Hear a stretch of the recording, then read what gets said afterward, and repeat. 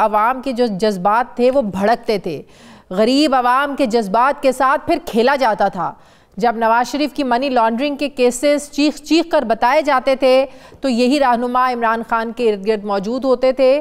यानी अगर ये कहा जाए कि इनकी मकबूलियत और सीटों के पीछे का राज अगर नवाज शरीफ की मुखालिफत थी तो ये गलत नहीं होगा। और ये भी एक हकीकत है कि कारकुनों ने इन रहनुमाओं की तरह तहरीक इंसाफ के इस शदीद बयानियों को उनकी तरह प्रेस कॉन्फ्रेंसेस करके अभी छोड़ा नहीं है। तो ये अपने वोटर को फिर कैसे एतमाद में लेंगे?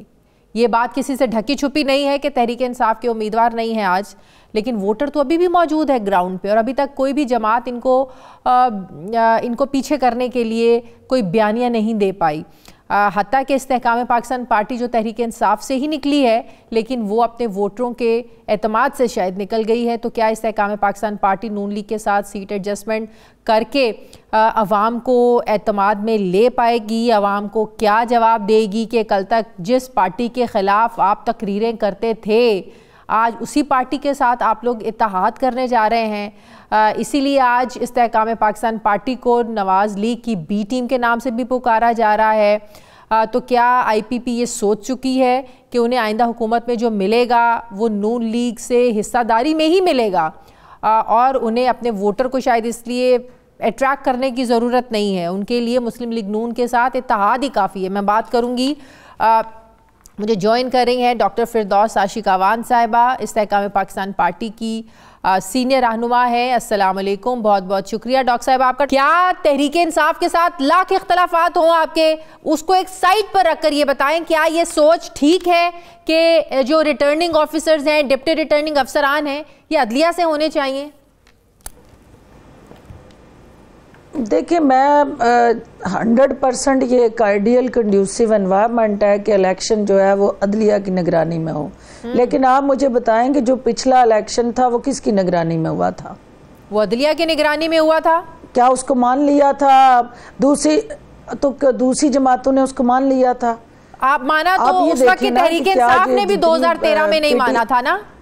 उस वक्त भी 2013 में तहरीक इंसाफ ने भी नहीं माना था। मैं कह रही हूँ ना कि मैं यही बात अर्ज करना चाह रही हूँ कि किसी इंस्टीट्यूशनल जो स्ट्रेटजी और अप्रोच है उसको आप क्रिटिसाइज नहीं कर सकते। वहाँ इंडिविजुअल का एक्ट जो है या इंडिविजुअल का कंडक्ट जो है वो मैटर करता है। और आप अदलिया से हूँ या ब्यूरोक्रेसी से हूँ, आपका जो रोल है उस दिन का इलेक्शन प्रोसेस के अंदर pre, during election and post election वो मैटर करता है। क्या वो रोल आप अगर अपने उस आइनी और कानूनी पैरामीटर्स के अंदर रह के अदा करते हैं तो आप ब्यूरोक्रेसी से हूँ या अदलिया से हूँ, डज नॉट मैटर।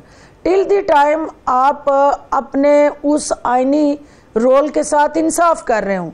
अगर आप उसके साथ बाइस्ड हैं या वन साइडेड झुकाव रखते हैं या कोई पर्सनल लाइकिंग और डिसलाइकिंग का शिकार है तो फिर आप अदलिया से हूँ या ब्यूरोक्रेसी से हूँ, इसका ये बेमानी गुफ्तगू और बहस है। आपको देखना ये है कि आपको जो इख्तियारात दिए गए, जो आपको कस्टोडियन बनाया गया, वो जिम्मेदारियाँ और फ़राइज़ सौंपे गए, क्या आप उसको अदा करने के अहल हैं या नहीं? और अगर अहल हैं तो फिर आप उसको ईमानदारी से, दयानतदारी से अदा करें तो जिस पे कौम का एतमाद हो। अगर आप नहीं करेंगे तो आप एक इंडिविजुअल हैं, वो ब्यूरोक्रेसी से हूँ या अदलिया से हूँ, आपका अमल साबित करता है कि आप फेयर, फ्री, ट्रांसपेरेंट। आपको लगता है कि ये कॉन्शियसली, शऊरी तौर पर ये कोई प्लान हो सकता है इंतखाबात को डिले करने का? क्योंकि पाकिस्तान पीपल्स पार्टी तो ये कह रही है कि तहरीक इंसाफ भी चाहती है कि इंतखाबात ताखीर से हों और नून लीग भी चाहती है कि इंतखाबात ताखीर से हों। देखिए, बात यह है कि कौन क्या चाहता है। ख्वाहिशात से मुल्क नहीं चला करते, इदारे नहीं चला करते, जिसके दिल में भी जो अरमान होगा। लेकिन इलेक्शन कमीशन का अपना किरदार हो। इलेक्शन कमीशन को इनकी ख्वाहिशात, अरमान और हसरतों की बजाय अपने आइनी और कानूनी तरीके और उस रोड मैप को फॉलो करना चाहिए, उन कवानीन और ज़ाब्तों को इम्पोज करना चाहिए। और उसी के तहत उन्होंने 8 फरवरी की तारीख का ऐलान किया और उनकी नीयत पे शक नहीं किया जा सकता कि उन्होंने DROs और ROs की ट्रेनिंग का अमल शुरू कर दिया था। अब अगर PTI चोर दरवाजे से अवामी हक़ राय दही पे कोई नकबजनी और डाका डालना चाहती है और सोशल मीडिया की जमात बदहवासी में वो कदम उठाना चाहती है कि जो इलेक्शन के अंदर सियासी जो PSL कह लें, उसको सियासी दंगल कह लें, उसमें वो टाइम आउट मांग रही है। और इस तरह की उनकी जो हरकतें हैं वो यही सोच के साथ कि बिना खेडांगे ना खेडन देंगे, और अगर हम नहीं तो कोई भी नहीं।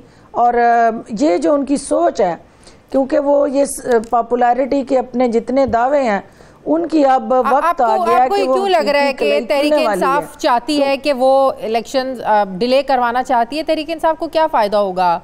क्या उनको इस इंतज़ार है इमरान खान की जेल से बाहर आ जाए? ये है कि चेयरमैन जो साबका चेयरमैन PTI हैं उनको ज़ाहिर है वो नविश्ता दीवार है कि उनको सज़ाएं होनी हैं, और वो ये समझते हैं कि वो इलेक्शन, क्योंकि उनकी अभी तक नाअहली बरकरार है, तो जब तक वो अहल नहीं होते इलेक्शन के लिए, मैं उनके माइंडसेट को जानती हूँ, उनके साथ काम किया है।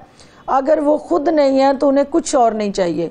जहाँ वो खुद नहीं खेल रहे होंगे, जब उन्हें पता होगा कि मैं प्राइम मिनिस्टर नहीं बन सकता, या मैं चेयरमैन नहीं बन सकता, या मैं लीड नहीं कर सकता, तो फिर किसी को भी ये हक और इख्तियार नहीं होना चाहिए। उनकी ख्वाहिश होती है कि जहाँ वो खुद हैं वो चीज़ ठीक है, जहाँ वो खुद नहीं है उनको वो किसी सूरत भी वो प्लेटफार्म एक्सेप्टेबल नहीं है। तो चूँकि इलेक्शन के इस प्रोसेस के अंदर वो खुद नहीं है, इसलिए वो इस किस्म के चोर दरवाजे नहीं, तहरीक इंसाफ तो बात कर रही है कि ये जो डिले करने का और ये जो डिले में मामला गया है, इसकी वो दरख्वास्त भी वापस लेना चाह रहे हैं। अब तो वो कहते हैं हमारी बिल्कुल ये नीयत नहीं है। तहरीक इंसाफ ने सबसे पहले अर्ली इलेक्शंस का शोर मचाया, उसके बाद वो 90 दिन में इंतखाबात करवाने का शोर मचाते रहे। तहरीक इंसाफ तो इंतखाबात से भागी नहीं, अब क्यों भागेगी? शाजिया, यही तो अलमिया और यही सबसे बड़ा इस कौम को उनके मासूम ज़हनों के साथ खेलने वाला जो जहर आलूद बयानिया उन्होंने लोगों के जहनों में फिक्स कर दिया कि वो इलेक्शन चाहते हैं। अगर वो इलेक्शन चाहते होते तो मुझे बताएं, जब सुप्रीम कोर्ट के हुक्म पे सारी सियासी जमातों ने मिल बैठ के उस वक्त की हुकूमत ने जून के बजट के बाद इलेक्शन की डेट दे दी थी, तो बैकआउट किसने किया था? कौन भागा था किस कमिटमेंट से? और फिर इसी तरह अब भी इनको इलेक्शन नहीं चाहिए, क्योंकि इलेक्शन से फरार हर उस मौका ये तलाश करके बैकफुट पे जाएंगे। ये कहेंगे कुछ, ये करेंगे कुछ, क्योंकि इनके कौल और फेल में तजाद रहा है। सियासी जमातें हैं वो तो तैयारियों में लगी हुई हैं, वो तो तैयारियां कर ही रही हैं, इलेक्शन कैंपेन्स भी हो रही हैं।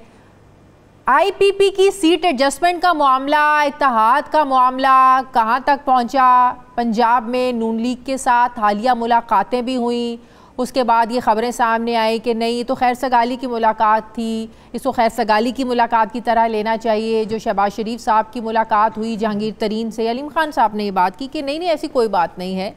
तो सीट एडजस्टमेंट इत्तेहाद करना है, होगा या नहीं होगा नून लीग के साथ? सबसे पहले तो शाजिया आपको ये देखना चाहिए कि इत्तेहाद और सीट एडजस्ट में फ़र्क क्या है।